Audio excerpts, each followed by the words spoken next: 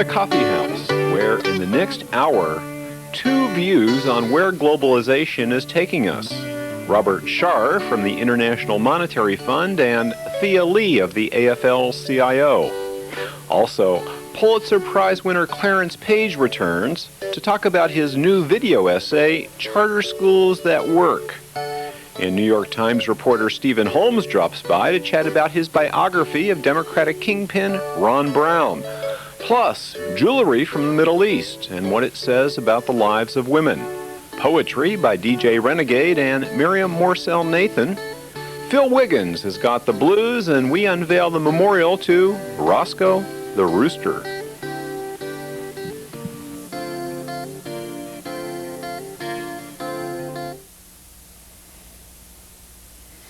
Hi, and welcome to the Forum at the Coffee House. Globalization. It's here, and there's no turning back. But where is globalization taking us? A rising tide that lifts all boats, the poor as well as the rich? A world where corporations set all the rules and drive down wages, health and safety, and environmental standards? Are average citizens powerless to affect its course? Clearly, the protesters who recently filled the streets of Washington, Seattle, Prague, and elsewhere didn't think so. They were intent on redirecting, in some cases dismantling, the institutions that govern global trade and development. The World Trade Organization, World Bank, and International Monetary Fund chant the mantra of free trade, that the path to global growth and harmony is by removing all barriers to commerce. But to the protesters and many others, free trade threatens a race to the bottom. A tired, needlessly polarized argument? Well, how do we ensure that the economic pie is big enough so that each of us has a decent share? And how do we do that without destroying the planet in the process? We're going to put these questions to Robert Shar, until recently Chief of the Trade Policy Division at the International Monetary Fund, and Thea Lee, Assistant Director for International Economics and Public Policy in the Public Policy Department at the AFL-CIO. Welcome both of you to the Coffee House. Thank you. Last year, now it might have been a battlefield conversion, but President Clinton, when he was in Seattle for the World Economic Summit there, and in the face of thousands and thousands of protesters, said that he would support the inclusion of enforceable labor rights in the World Trade Organization. Now, it's been said that social change always begins with hypocrisy, and Bill Clinton has been an ardent free trader. But if that were to happen, would that be a good thing? I assume that you, Thea Lee, think it would be. Well, absolutely. Workers' rights and environmental protections have been left out of most of the rules of the trading system, and the result has been that we have trade rules that privilege corporations and corporate concerns and take care of the profits of big corporations, but have done very little to protect workers' rights and environmental standards, even as corporate mobility and corporate power and corporate flexibility have grown. So we think it's a very important place to have a discussion. The World Trade Organization sets the rules for the global trading system, and we think workers' rights and environmental standards ought to be on that agenda, and we welcome President Clinton saying so. What do you think, Robert? I'd be very cautious in this area. I think I do agree with Thea that good labor standards are very important. There is an international code of labor conduct through the International Labor Organization, which many countries have endorsed. It's not being well enforced. I think that it should be enforced, and that's the forum for it. Trade rules can only address so many problems. You can't use trade rules to address trade, environment, labor, poverty, and too many things. You'll overburden them. The system won't work. It'll get seized by strong private interests. What's wrong with that approach, to use the ILO forum as the vehicle for solving labor problems? Well, the International Labor Organization is a tremendously important and credible organization that is a tripartite structure of governments, employers, and unions.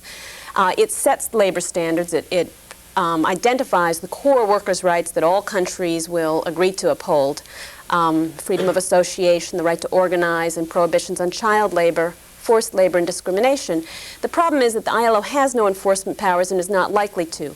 That the real economic clout in the world global system is in the trading system, as well as in the international financial institutions. And if we can't talk about protecting labor standards and environmental protections in the organizations that have the economic clout, then it's not all that meaningful. We can't simply leave workers' rights in the organizations with no power and keep all the corporate concerns in the organizations which actually can impose economic consequences on corporations and on governments.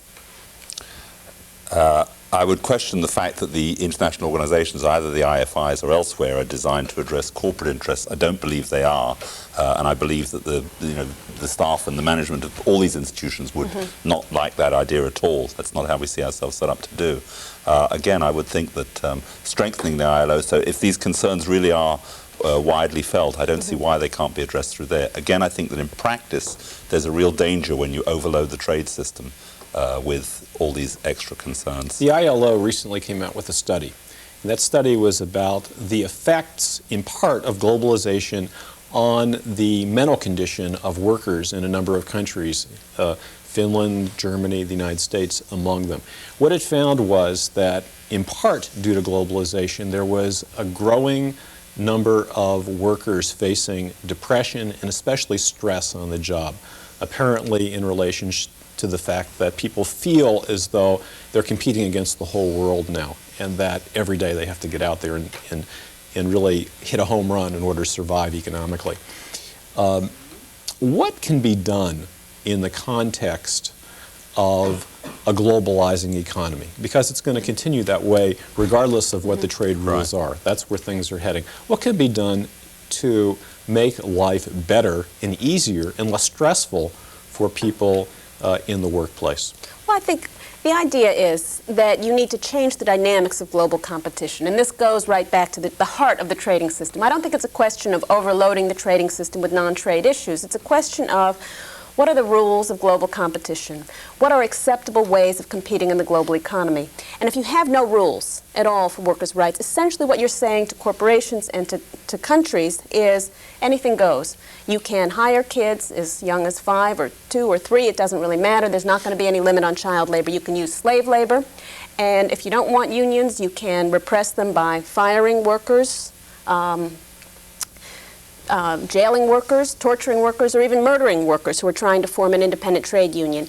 And what we're saying... And those aren't unfair trade practices. Those are not considered unfair trade practices. Those are considered acceptable ways of competing in the global economy. And the same thing with the environment, that you can trash your environment. You're not saying that those are benign conduct in the eyes of trade. You're just saying that these are not cognizable under the rules of trade. That is, that if a country engages in these practices, another country can't say, well, we're not going to trade with you on that account. That's exactly right. And the World Trade Organization, in fact, prevents countries from taking a trade action on the basis of violation of workers' rights. That it would be a violation of world trade rules to say, for example, that the United States wanted to cut off trade with Burma, a country which uses slave labor, where the government explicitly uses forced and slave labor, where workers work in apparel companies producing goods for the American market, in apparel companies at 4 cents an hour, companies owned by military dictators, essentially. And so, but if we wanted to take a trade action against Burma, that would violate the rules of the World Trade Organization, or some people would argue that it would do that. And so the absence of rules protecting some minimum standards, the ILO core workers' rights, as you said, in fact gives the wrong message. And I think what it does is it puts governments in an impossible situation where, in order to compete for foreign investment, to compete for a share of world markets, they are inevitably pitted next to each other in the so-called race to the bottom, where the idea is that if your neighbor is firing and jailing and murdering trade unionists, and you want to attract the same investors, you come under some pressure to also repress workers' rights as a way of gaining competitive advantage. And we think that if you took that out of competition, that would be something that would change the dynamic of global competition in a way that would be good for workers and good for the global economy. Well, it seems to me that there is a certain burden I need to respond on that just a little bit. I would like you to. If I was only going to say that, I mean, I absolutely share your concerns about Burma. Firstly, I think you're ascribing more to the global trade rules than happened. They haven't stopped the United States putting trade sanctions on Cuba or anywhere else. Secondly, and I think what's more fundamental here, I'm not going to defend any of these practices, I don't think it was really quite right, but all current research shows that you don't get ahead with that. You know, the fact that Burma is pursuing the policies you say is not encouraging other people to pursue the same policies. If it was true, you'd find the Burmese economy flourishing if you could make benefits by having slave labor camps. In fact, it's not. Burma is the poorest country in the world, I think, now. It's had the worst economic performance of any country in the world over the last 25 years. I mean, it's an impoverished slave state. What about the Chinese economy? It's not, I mean, it's not true that these factors lead people to go to pursue those kind of policies. I would say that the current research that we're seeing shows that countries that treat their workers well, that pursue good policies towards labour, do better. You know, you can't succeed in the globalised economy with an impoverished, ill-treated labour force. Well, what about labour rights are very important, and it's to succeed in the global economy. We believe that also. We believe that it's good for the economy, it's good for developing economies to respect core workers' rights and to respect the environment, to respect human rights. The question is, when countries find themselves in a competitive struggle with other countries, like the Chinese economy, for example, where independent trade unions are outlawed. According to the State Department's annual Human Rights Report, there is not an independent trade union operating in China. And yet that has been a very successful economy. The Indonesian economy under Suharto was very successful in the global economy, as was Mexico, during a time when there was repression of independent trade unions. And so the question is, some countries certainly do get ahead in the global economy through repression. And what are the steps that we can take through the trading system to take away that competitive advantage and to reward the countries that are doing the right thing by their workers, that are nurturing independent trade unions, that are respecting the environment, that have good, strong democracies and respect human rights? If it were possible to, as Robert is suggesting, affect this through the ILO enforcement, to give ILO, invest ILO with enforcement authority, would that be a satisfactory approach as far as you're concerned? Well, if the ILO had the economic power to change trade relationships and so on, that would certainly be something worth looking at. And we also think that if this issue ever goes further in the international trading system, the ILO will play a key role, that the ILO ought to have a role in monitoring workers' rights, because it is the organization with the experience and the objective credibility to do that. A lot of the concern of people at IMF, and tell me if I'm wrong here, is that the position of AFL-CIO and labor groups generally is, and especially in the developed world, is, well, if you, these efforts to restrict capital movements are really an effort to ensure that we, the wealthy workers of the West, still have our jobs while there's no money for development throughout the world. How do you respond to that? Well, it's a fair question, and the answer is that our belief is that we are protecting our own interests by working to protect the rights of workers in other countries, because we believe we can't build the kind of labor movement we want and have the kind of labor rules we want in this country unless workers in other countries can exercise their own rights to raise their voice at their workplace, to form unions if they choose to do so, to have a strong political voice. So it's very intertwined in the sense that the international workers' rights issue is about the self-interest of American workers, but it's also about development. And that we also believe that the kind of global economy where workers' rights are respected will be an economy that's much better for American workers, where you have stronger middle class, strong democracies in developing countries. We can have trading partners with whom we have a more reciprocal trade relationship. We're going to cut you off because we're almost out of time, and I would give Robert a chance to respond, and we're going to have to leave. I think that the concerns that Thea is raising are good concerns. I think this is the wrong way to go about them. I think in practice, if you inserted labor rights into this, it's very interesting, I think, that the poor countries in the World Trade Organization are dead set against the inclusion of these rights, almost unanimously, because they fear, and I think the history of trading relations globally shows us this, that this insertion of rights will be misused by the big powers that actually have the dominant influence in these organizations to insert their own sanctions on whatever grounds they wish, a la the trade sanctions which you said were illegal but have been introduced against Cuba on the same grounds you said couldn't have been introduced against Burma, and this has been done with impunity. I'm afraid that's going to have to be the last word. Many thanks to Thea Lee of the AFL-CIO and Robert Shar of the International Monetary Fund. I don't think we've solved the globalization issue tonight, but perhaps we've made it a little bit easier for folks out there to partake in the dialogue. Still to come, Clarence Page on his video essay about charter schools, Stephen Holmes on his biography of Ron Brown, poetry by Miriam Morsell Nathan and DJ Renegade, music by Phil Wiggins and Urban Legends, and Roscoe the Rooster is immortalized. But first, before there was one big global market, jewelry from the Middle East was a living herstory.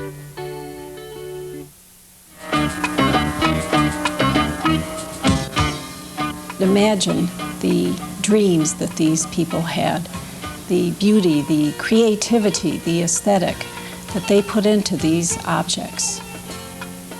For us, maybe wedding now, it's something average, but for them, it's the dream of their life. So all what they dream in their life, in that night and in that garment.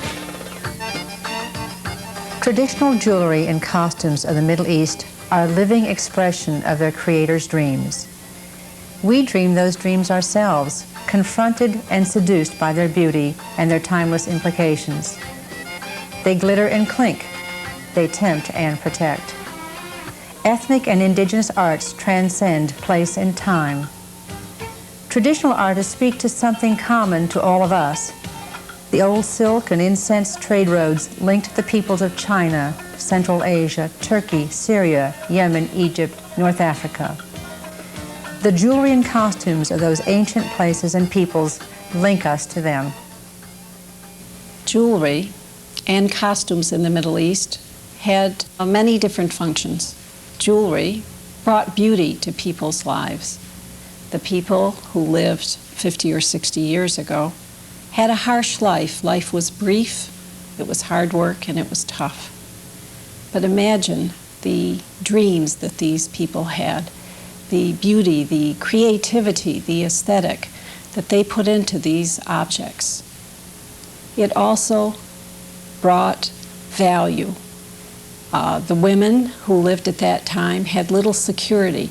There weren't banks, there weren't places to keep your treasure. If they were Bedouin women, they had to be able to move quickly. So their silver jewelry was value.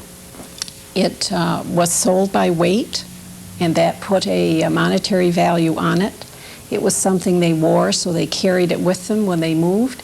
And when they had a calamity or they had a quick need, they could sell the silver jewelry and it would be melted down and they would be able to deal with the emergency. So a woman, when she married, got new silver jewelry and it stayed with her for her lifetime unless she had a need. Women also looked to jewelry to talk about themselves. It would not only describe their status or where they were from or even what tribe they belonged to or what village. It attracted attention. Women in those days led restricted lives. They didn't socialize easily with men outside their own family. But they could put on jewelry and costumes and send a message and attract attention. The jewelry would clink and clatter and attract attention and send a message of seduction and interest. Also, life being hard in those days, and life was full of jeopardy and danger, women looked to jewelry for protection. There were symbols in it that protected against the evil eye, which everyone was afraid of. There were religious symbols in some of the art that reminded the women of their religion, of their dependence on God even. Women would put jewelry on their children to protect them. If a woman was nursing, she would wear a certain color stone to help her nurse. If a woman was newly married and she wanted to become pregnant, she would get a piece of jewelry that had a fertility symbol in it. So there will be pieces of silver that will show different expressions of protection or need or beauty or seduction.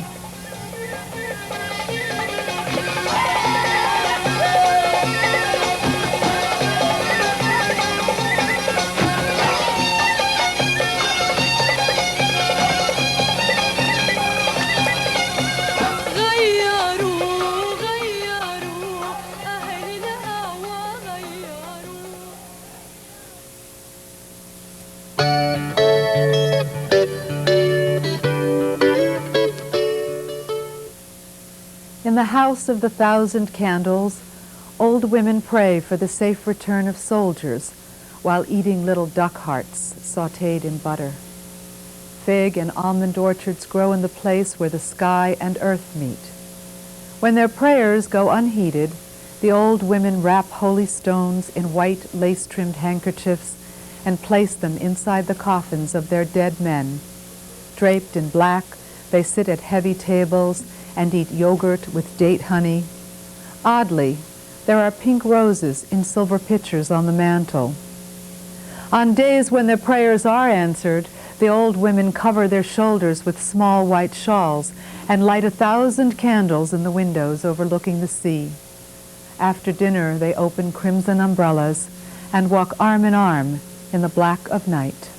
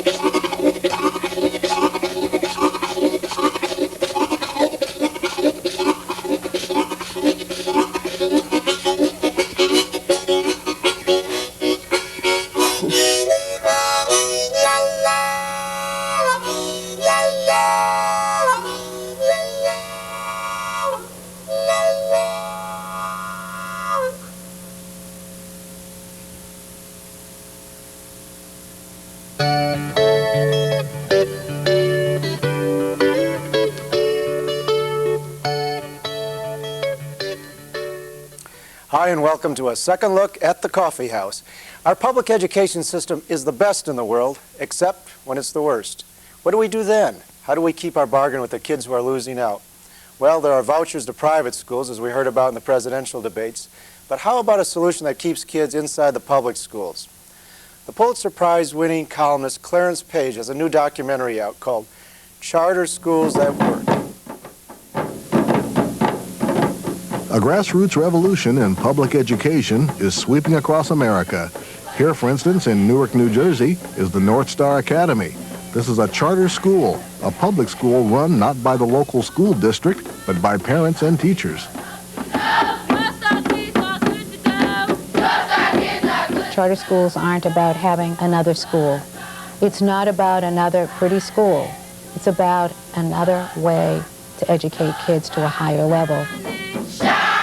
Will there be qualified teachers in these schools? Will the program be a program which educates the children according to what the state's standards and curriculum frameworks are?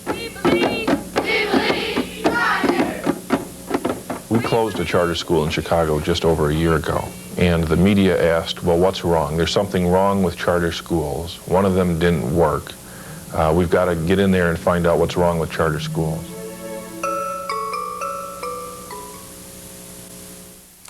Okay, we're back at the Coffee House. Welcome, Clarence. Thank you. Glad to be here, Howard.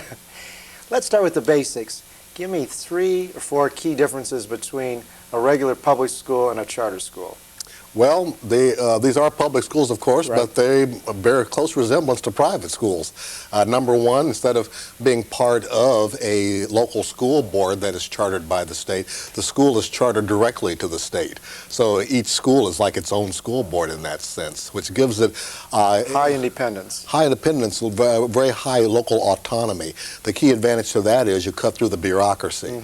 This is the main advantage of charter schools is that you don't have the bureaucracy and the really rigid requirements that states put on, mandated requirements of curriculum and class size and a schedule, etc. You're allowed to experiment. You're allowed to be an alternative school in a true sense and behave in many ways like a private school, even though you're publicly funded. Do they tend to be neighborhood schools by and large, or do they draw from all over? They tend to be magnets. You know, there's 1,700 across the country, I should say, overall. And this is a movement that started in 1992 with one school. Very recently. Very recent. Right. And in some ways, it was started as kind of a compromise between what we have now and vouchers, which is this radical idea at the other extreme. Teachers, as we all know, public school teachers to teachers unions are hotly opposed to vouchers, but teachers like charter schools. In fact, there are teachers here in Montgomery County who have been trying to organize charter schools, but the state here has not gone along with the idea yet. And the attraction is? I mean, the attraction for the teachers. For the teachers, the attraction is they get some more freedom from the bureaucratic rules and regulations and oversight that, in many ways, of course, is supposed to be good, and in many ways, in more cases than not, is good. I should point out, with all of our criticism of our schools, 80% of American parents are satisfied with their public schools. Right. It's the schools that are not meeting expectations that are getting all the attention. And in many ways, charter schools are something that teachers have responded with, as well as community groups. The Urban League has opened up some charter schools. The YMCA has got charter schools. It's a way of responding that can do something innovative without breaking away into something really radical. Okay, but if are they actually drawing then the kids who are in that bottom 20%, as you say? They tend to occur in communities where you have low-performing schools and single-parent households, low-income households, low participation by parents in the schools because they've been deliberately discouraged from participating. And what's the success rate? Success rate, well, out of 1,700 schools across the country, there have been about 30 that have failed so far. Which is and a lot of folks, as that little clip showed, some folks say, that school failed. This whole program is terrible. Throw it out. So 30 out of 1,700, that's really pretty good. Low failure rate, really. And what happens, well, right here in the District of Columbia, of course, we had 2 charter schools that had a lot of publicity, especially Marcus Garvey School, very controversial, where you had a principal who got into a fracas with a Washington Times reporter and all, and that school closed. I remember that whole affair, but the failure there seemed to be more or less on her head rather than on the system itself. In a nutshell, some folks say it was programmed to fail. I mean, the school was chartered in a hurry, and some folks say there were just safeguards that weren't put in. There was another school that failed for fiscal reasons. They just couldn't keep the books balanced. But there's 33 schools, charter schools in Washington, D.C. that are succeeding so far. So the success rate has been quite good. And what's really encouraging about this, Howard, is to go out and to talk to students who were in regular public schools and they were literally failing, and now these students are thriving. The anecdotes are just wonderful. No, I remember one in the documentary where I guess it's California, where the percentiles were at 30% in math and reading, now up to 60. Up to 60, which is a big improvement and shows they're on the right track. But what accounts for that? I mean, is it just personal attention? Good teachers all of a sudden being drawn to these schools? How does that happen? The answer is yes. Okay. Everything, you name it, and there's reasons for the improvement. Part of it is just the fact that there's change. What they call the Westinghouse effect that happened at a Westinghouse plant, where they were experimenting with new changes and worker productivity went up, and it turned out that just the fact that the workers were getting attention caused productivity to go up. In many ways, our kids are really yearning to have an opportunity to succeed, and when and there are some changes when the system gets shaken up. Some kids improve just almost automatically because the shackles have been taken off. They get some smaller classroom sizes. They get some flexible hours. Even if they got to go to school more hours and for more months out of the year, they don't mind. And parents are turning out in great numbers for parent-teacher meetings. That's what surprises me, or Right. it amazes me, really, that you have parents at other schools who you've got to drag them, bribe them to come out to a meeting, and here at the charter schools, it's huge attendance rates. What we find is, in many cases, of course, you've got low-income parents who may be working 2 jobs and can't come to meetings, but a lot of other cases, the parents just haven't been encouraged to come out and get involved. And when it is a charter school, everybody knows this is autonomous, and so it's make or break. If we don't make this school work, it's going to fail. That alone can lure a lot of people out because they feel needed and they feel involved, whereas they may not feel involved with the conventional public school. So, do parents actually have a higher sense of ownership? I mean, not even a sense of ownership, but do they actually own this school in a way that they don't own other schools? They go in and set the curriculum and so forth? That's certainly what we found. I mean, that's what people told us as we were going around to schools. We went to up to Newark, out to Los Angeles, up to Chicago, down to Houston, KIPP Academy, which was spotlighted, by the way, at the Republican convention. George W. Bush is real proud of KIPP Academy. You would think he started it, but it certainly did start under his watch down there, and that's another school where the productivity has just gone way up. Readership, parental involvement has all improved greatly. All the charter schools don't have the same level of improvement, but overall most of them do. And I think what's really important here is that we not be afraid to try something new if what we now have is not working for some kids. So why is Maryland one of the 33 states that's willing to try them? As near as I can tell, Howard, my editorial opinion, and I get paid for it because I am a pundit, I think it's politics, and I think it's also psychology, and part of it is pride. Take Montgomery County, for example. For many years, Montgomery County's been known as having some of the best schools, not just in this area, but in the country. And now people are coming along and saying, we know they could be better, or we have some areas of the county that are underserved, or we have certain minority kids who aren't performing as well as white kids are, or English-speaking kids are, whatever, sometimes it's kind of hard to admit that you're not doing as great of a job for everybody as you could be. So what has happened is, it's a long, complicated story, but essentially you've got local people here who have tried to get a couple of charter schools going in the county, and the school board has responded in spirit, but not really in action. And so you've had some back and forth between the county and the state board over this, but the legislature has not acted. You haven't had that kind of a statewide action. I suspect, Howard, actually, we'll probably see charter schools in Baltimore before we see them here, simply because Baltimore has greater need. You've got those low-income areas, poor-performing schools, but Baltimore embarked on a different track a few years ago. They went toward privatization of their schools. That's right, which didn't work nearly as well. You kind of got to do one experiment at a time. So I don't think they're going to have charter schools just yet. But there is some action, you say, some local action. D.C., of course, we see a lot because the Republican Congress was very pro-charter, and many D.C. parents were very pro-charter. They were pro-anything, any kind of alternative. Virginia, their state government does allow charters, but they only have 2 charter schools in the whole state so far, neither of them in the Washington metro area, one around Roanoke and one near Richmond.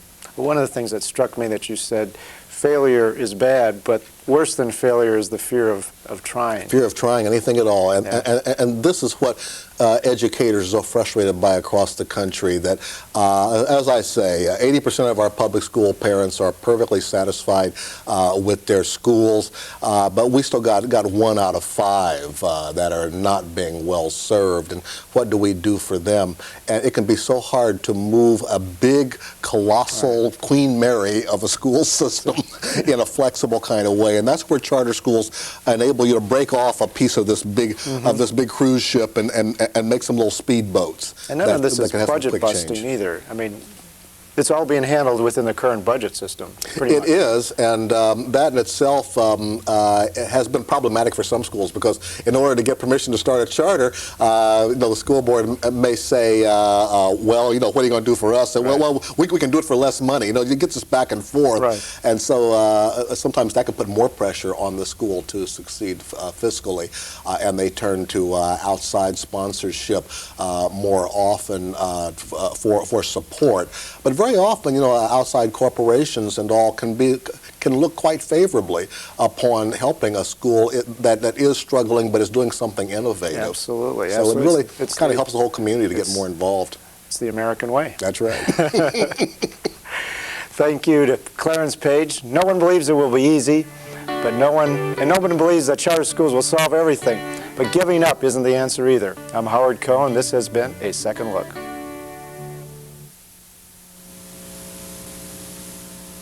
The chicken we're dedicating today was one that unfortunately crossed the road one too many times.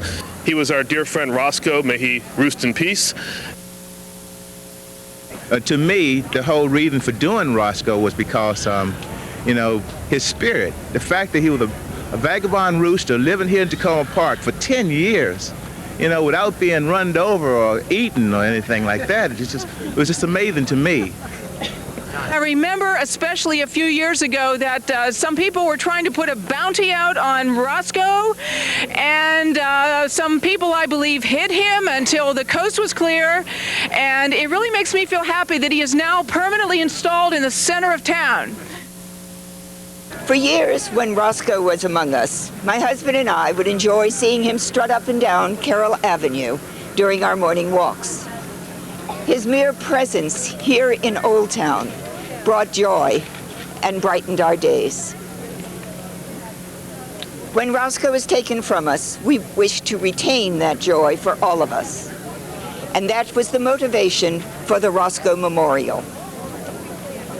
Now, it is our hope that Roscoe in bronze will continue to bring to you the joy that our feathered friend brought to so many of us. Thank you. So I thought of Roscoe. I thought about this rooster that wanders around from yard to yard, and people feed him and take care of him, and he became part of the community spirit here at Takoma Park. So I put this verse in. I decided to change the words a little bit. So we'll save the old red rooster when she comes. We'll save the old red rooster when she comes.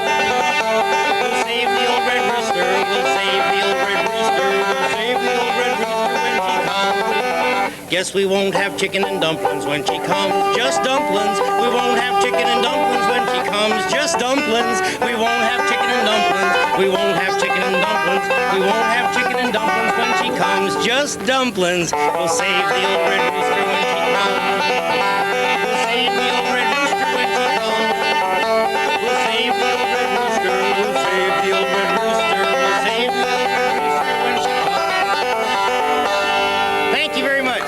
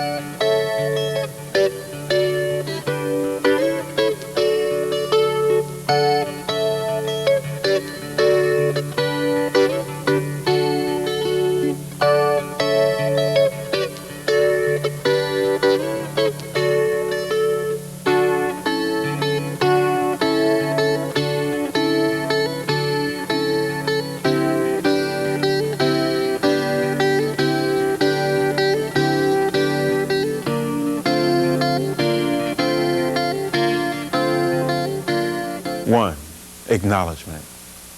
He awakens in a room dark as the inside of an egg, his heavy-veined hands searching for the light. Outside his window, sparrows sing to the rhythm of crickets.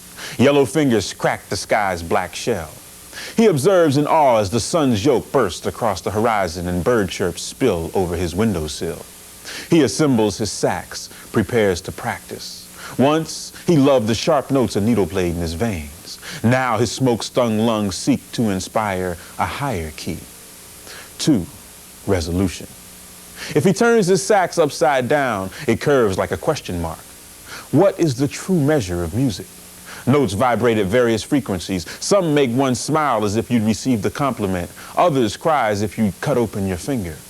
One melody brings back your grandmother dozing in her favorite chair. Another, a childhood friend splashing in a muddy puddle.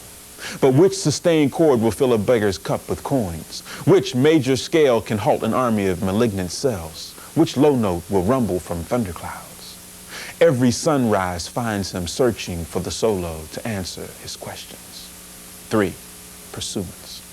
He grips the mouthpiece between his teeth, closes his eyes and tongues the reed, pursuing a riff as soothing as sun rays on his naked back.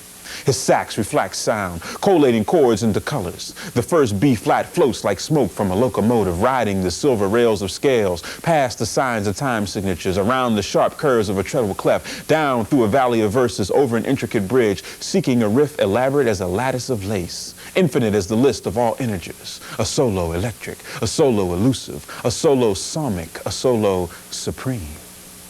4, psalm.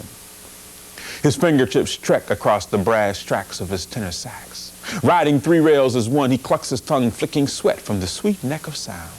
As he solos, the sun covers him in a plush robe of light until he finds this riff, shining bright as the name of the Lord on the lips of a kneeling child.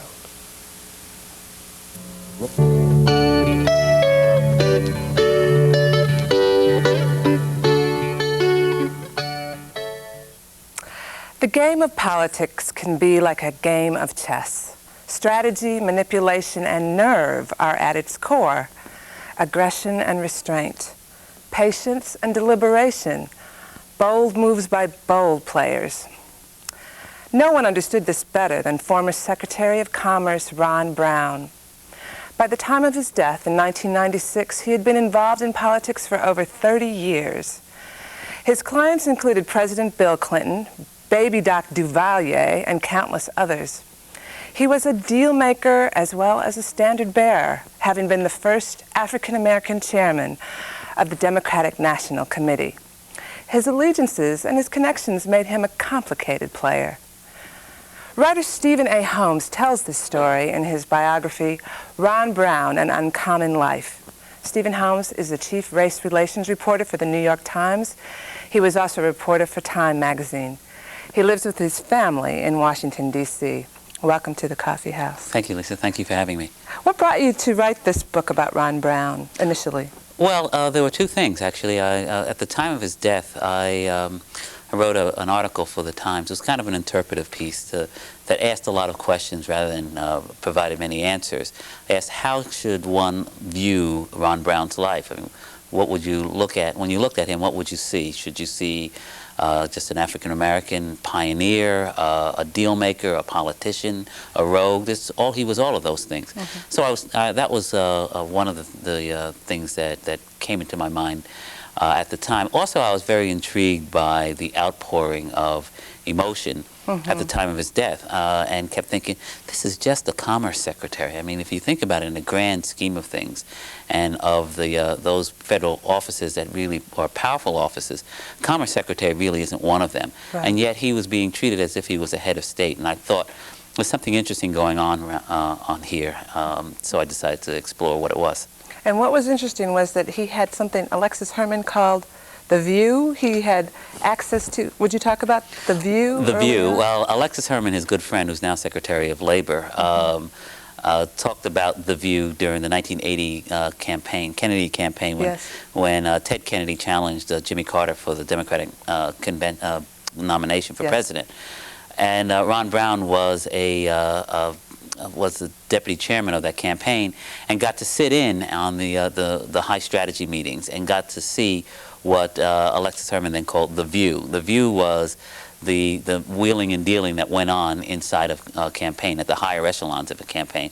It's a view that most African Americans never see, and certainly at that time almost none had ever seen. And it's the insider view, It is the insider view. It's exactly what it is. Being at the table, or anyway, being in the room, isn't that what? It's at least being in the room, Yes. and at this particular case, it was more, at that time it was being in the room. Later for Ron Brown, it was being at the table. Would you talk a little bit about how he got to that table and what his... Oh, there's a lot of things that got him to that table, including his upbringing. I go into fairly extensive detail of his childhood at the Teresa Hotel in Harlem. That his father managed, His father was the manager of the Hotel Teresa, which was a hotel in Harlem at the corner of 125th Street and 7th Avenue. And Ron Brown, the son of this, the hotel manager, grew up there in the 1940s and 1950s, a time when the segregation was fairly rampant, even in New York City. So what that meant was that if you were a black luminary, a famous person, an athlete, a musician, a politician, or visiting New York City, the only place you really could stay was the Hotel Teresa. So here was Ron Brown growing up in this milieu where he had all these marvelous role models, from Joe Louis, Ella Fitzgerald, Duke Ellington, Benjamin Mays, all these people who would stay at the hotel. But they were more than just role models. They were people who doted on him. He was this kind of very cute kid who hung around the hotel, and they treated him special. And I think if you're being treated special by Joe Louis, you've got to have a view of yourself as something pretty special. And I think that helped give him this enormous confidence, which was the basis of where he went and took his life from there. He just had this sense that he could do anything. And I think that's where that stemmed from. Well, and he managed to, I mean, he went to work for the National Urban League. He played with running for mayor of Washington. He did in 1978. Yes. He played very much, he was very seriously considering running for mayor. There were a number of people who came to him and thought that he would be a good candidate. Mainly, I think what a number of these people wanted to do was to forestall another potential candidate who they didn't want, whose name was Marion Barry. And we all know what happened there. And the rest is history. So, but he also, I mean, he had so many lives, so many different periods. It was like, I mean, 9 lives is not enough. Well, he did. I mean, there was his childhood at the Teresa, which I mentioned. There was also attending white schools and the mother who passed. He had a mother who passed for white, who worked on Fifth Avenue. Worked at Steuben Glass, a very exclusive retail store on Fifth Avenue, who would not let her son visit him, although by the time she was working there, the son was actually a grown man, but still would not let him visit him for fear and blow her cover. And blow her cover for fear she would lose her job. There was the infantry officer, excuse me, the army officer. There was the official with the National Urban League. There was the lobbyist with Patton Boggs and Blow, a major lobbying firm here, who represented corporate. Corporations, international corporations, and multinational corporations. Would you talk about that? When he was a lawyer with Patton Boggs, he represented Baby Doc Duvalier. He did. Would you talk about how that came about? Well, it came about because the ambassador here happened to see Ron Brown on TV one day and was impressed with him and decided this is the guy I needed to hire. Obviously, at the time, there was great unrest in Haiti, and there were some sanctions being instituted against the country. And so the Duvalier regime essentially needed a good frontman here in Washington, and thought that Ron Brown, who had some, not only did he have charisma and some pull, but he also was a political figure. He was vice chairman of the Democratic National Committee at the time. And so the Duvalier family felt that Brown would help them plead their case here in Washington. So fascinating to be a man that worked for the National Urban League and to also work. It showed his ability to sort of compartmentalize things, that he would have been an official with the Urban League that was an organization that's dedicated to enhance the rights of the downtrodden, and yet at the same time representing a dictator and one of the most repressive regimes in the Western Hemisphere. And he actually saw, if he saw any contradiction, it didn't bother him. He just kept on going. Well, and that was his gift in a way, wasn't it? I mean, that was why he became chairman of the DNC, because he understood the different factions of the Democratic Party. The Democratic Party when it was at its most divided, maybe? It certainly was at one of its most divided. I mean, if you remember at the time, the Democrats had lost 5 out of the last 6 elections at the time that he ran for the DNC chairmanship. And it was divided regionally, it was divided racially, it was divided politically and ideologically. There were just these fissures running all throughout the Democratic Party. And Brown really felt that he could be the unifying factor. He could be the one who would bring, for example, the Jesse Jackson faction in line, or with the Democratic Leadership Council faction, the conservative white faction of the party. And for the most part, he was able to do that. And he was able to lay the groundwork for Bill Clinton's run. Absolutely. I think one of the ways he was able to do that, he did it in many ways. One, he built up the organizational base of the party. Right. But one of the other things is that he was able to de-emphasize race. At the time, if you remember, there were a number of people who would say that the Democrats could never win the White House again because the party was much, much too identified with minorities, specifically black people. And what Ron Brown was able to do was to figure out how to de-emphasize race and put much more of the Democrats' emphasis on economics. And that this was the way to bridge the divide between all the different factions in the party, and also at the same time to appeal to a broader audience. And there were a number of people who worked with Brown at the DNC at the time, who later went on to become chief advisors to Clinton. And it's my contention, my belief, that Clinton's emphasis on the economy in the 1992 election stemmed in part from the groundwork that Brown had laid in this area. Oh, wow, interesting. Well, and then Clinton made Brown Secretary of Commerce. Right, which was not Brown's first choice. Not what he wanted. He wanted to be Secretary of State. We just have a few minutes, but would you talk a little bit about the end of his life? And well, as you know, Brown was under investigation for a number of financial improprieties. Yes. Towards the end, and he was very much desirous, as you mentioned, he wanted to be Secretary of State, and so he wanted to prove that he still had international experience and could help the Clinton administration internationally. So as a result, he insisted on a trade trip to Bosnia and Croatia, even though many people, a number of people within his own council, within the Commerce Department, said, don't do this, it's still a war zone, it's too dangerous. And essentially what happened during the trip was, and this plane crash came about primarily because the equipment at the airport, at Dubrovnik, had been wrecked and stolen by the invading Serbian army. So in fact, it was a war zone, and that was what cost him his life. Wow. And you do talk about the controversy around that and some of the conspiracy theories. I do. It's a curious thing, and built upon a mystery, a mysterious hole in the top of his head that's never really been adequately explained. But I look into it very carefully, looking at the forensic reports and interviewing people, and I come to a conclusion. But I won't tell you what it is. You have to read the book. Okay. Well, I did read the book, and I did. It was a very satisfactory conclusion, actually.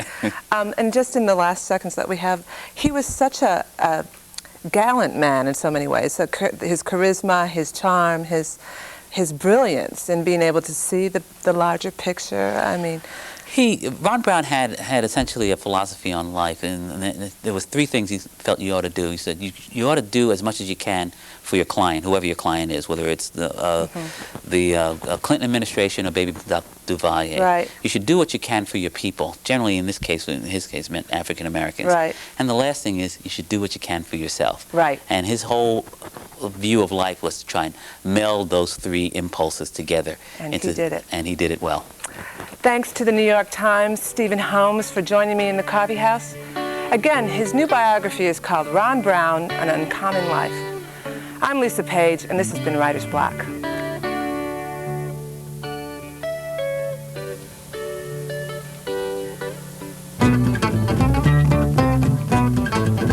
I like a man who is crazy about me, but I like a man who can live without me too. That's what I like about you. Well, I like a man who will lay down beside me. I like a man who can stand up to me too. That's what I like about you.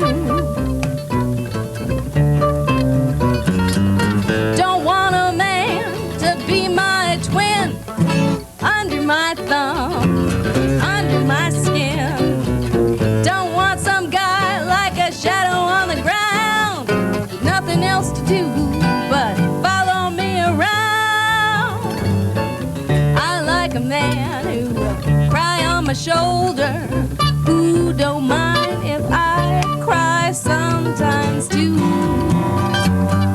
That's what I like about you.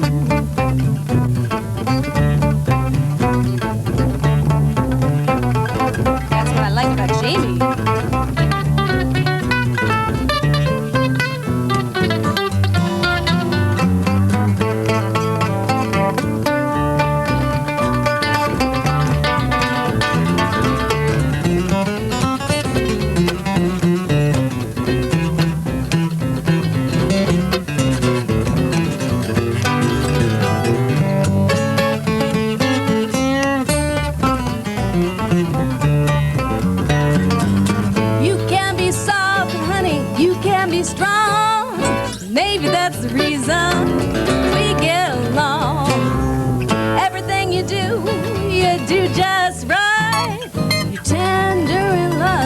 You're tough in a fight.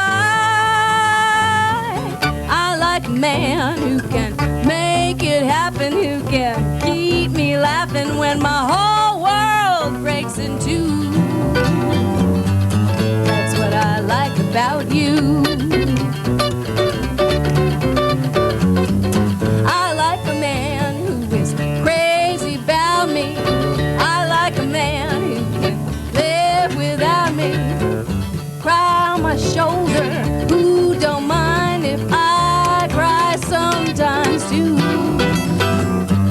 That's what I like about. Can't live my life without. That's what I like about you.